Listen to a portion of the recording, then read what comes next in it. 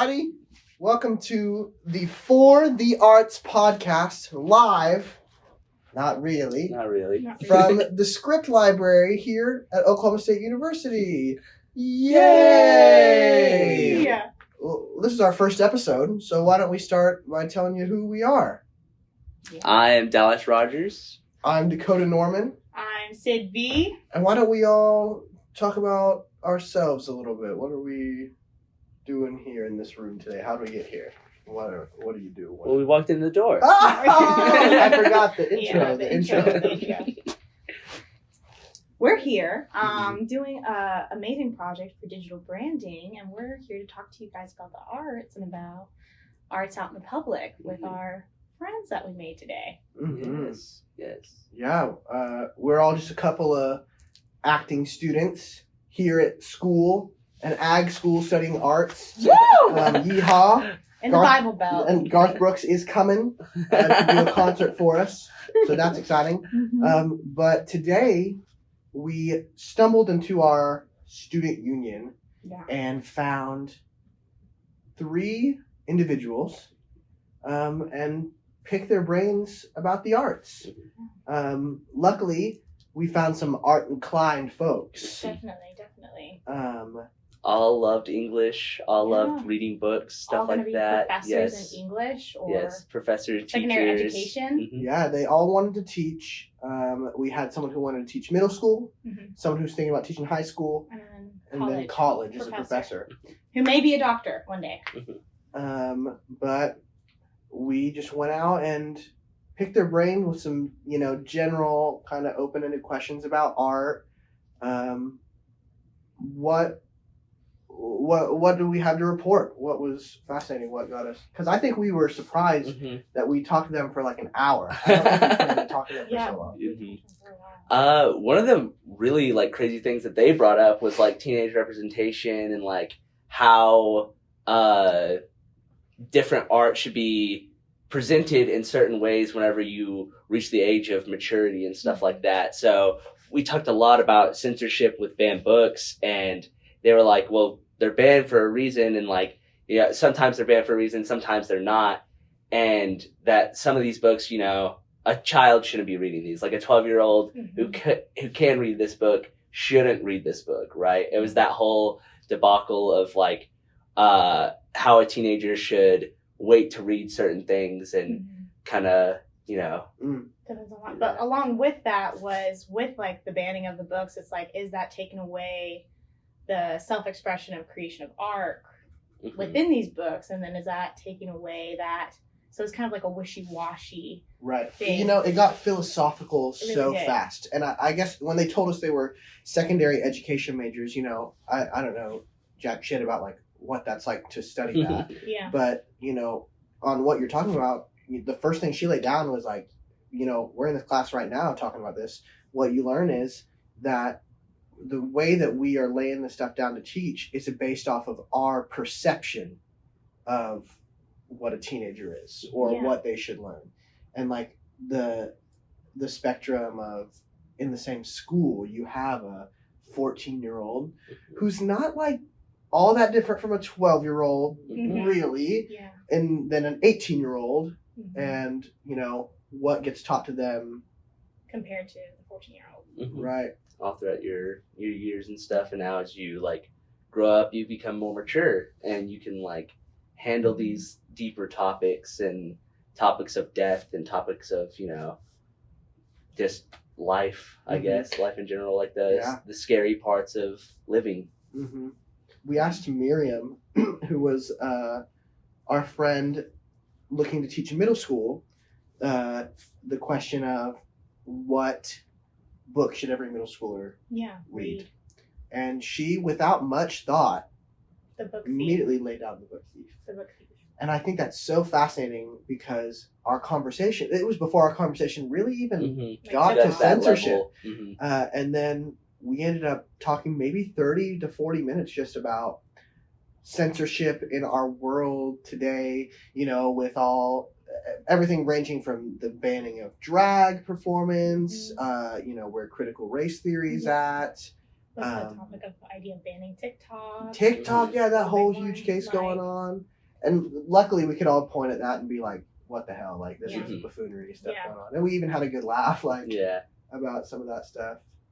And then we started talking on our walk back about how certain plays are being, talked about and looked at and being banned in some schools, like the Yeah. Laramie Project, which is it's verbatim theater. Yeah. So this play is about an actual person who actually died, and all of these people actually said this stuff about Yeah. him. Like, this group went out to Laramie, Wyoming, and interviewed all of these people who had dealt with the Matthew Shepard hate crime. And it's just a beautiful show, and it's sad to see that That is a being taken community is taking it away from these students so that they can't learn about it, and like, before I even read it, I never heard about Matthew Shepard. I never heard about Laramie, Wyoming, or anything that went on over there. So it was just really interesting to like read it and like realize, oh, there's so much, it's so much deeper, right? And there's so much more out there to like for everyone to take in. But I find it very scary that they're doing things. yes, like that. and it's very not disrespectful. very like gruesome, like the way that it's written. It's not. Definitely. It doesn't show the death. It doesn't show Definitely. anything like that. It shows trials. It shows media. It shows individuals who were either for him or for against him. It talked about the people who were in the town talking to other people, like the ministers and the church leaders and stuff like that. So it's not that it's like gruesome or anything. Yeah. It's just talks about, the people of the town and how they knew him and what they experienced with him before the night of his murder. Exactly. Right. And like a thing that's so frustrating along with that is that being taken away. That was with, I don't remember how, he was like 19.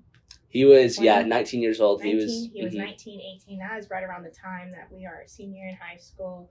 We see these things as a serious thing that still happens to this day, and it's so frustrating. And that's the thing. It's not Harry Potter. It's not Harry Potter. It's not pretend witches make-believe. or whatever. It's an actual It's thing an that actual happened. historical Yeah, thing, it's not fiction. It is. It's It is history. It historical. happened in our It's a time. history. To compare it to something, it makes me think like, I mean, I guess that was 90s, right? So Mhm. in 30 years from now, schools like banning a book about like George Floyd. Yeah. Right? Yeah. Like something pivotal That's in something culture, that happened. horrible thing that happened that we need to remember. Right? Remember, address, so then we can make that change for the future so it doesn't happen again. Because we're constantly seeing it still happen again. And I think that's why we're taking it's because people are not learning about this. Right. There's going to be another Matthew Shepard if they don't know these things. Right. There's going to be another George Floyd if we're not fighting against these things. Mm-hmm. And to point back to our conversation with our friends earlier, they pointed out the first thing that the Nazis did was restrict and censor, right? They took Mhm. away the books. They burned the books. The book thief, right? What do you mean? They burned the books. And then it creeps in more and more and more. What a horribly morbid conversation to have with strangers at lunchtime. Yeah. But I don't know, like, I guess our job, maybe it's not our job, but maybe it's like my personal duty as like fucking SpongeBob SquarePants, Optimism King, is to be like, what can the hope be that we pull out of it? And I think what we have kind of landed on is that this art that we're searching for, that we're questioning about these people, is the answer to things. Artistic response. I burped a little bit. Did you hear it? No, that's all I had. It was just the one. But like the ability to look at something in your world and to express about it is so important. What we decided as art, we asked them very early how they would define art, and they gave us great big broad general answers. The way that you make food, or just writing something out, or like you were talking about like thinking of something. Yeah, and thinking of an image and putting it out on a canvas is a way of expression. And there's so much of life that is just expressing outward. And a great point you brought up on our walk back was, and it just came out as such a genuine question, because I think that's what it was. is expression that we are studying here, that is our like purpose, our mission, our love, is that going to start being censored or, you know, stunted in some way? And I think like my answer to that is like, no matter what, you can't stop the art because it's happened all the way through history.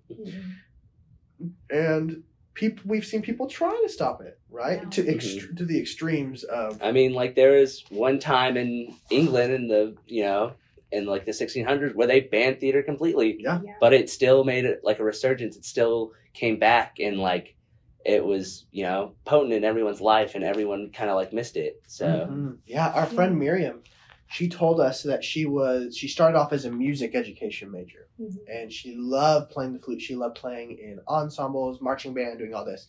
And she made the realization that maybe that music wasn't the thing that she needed to teach. Maybe it was more, like a hobby for her, or an expression of art, right? That's another outlet of art for her. And then she took her passion of what she thought the teachings would be and turned it. But with all that, being out of the music program for 2 years now, I think she said, she is still in orchestra, right? She's still playing with the group. She's still in the marching band. And then even like along with English, being able to teach that as her form of art too.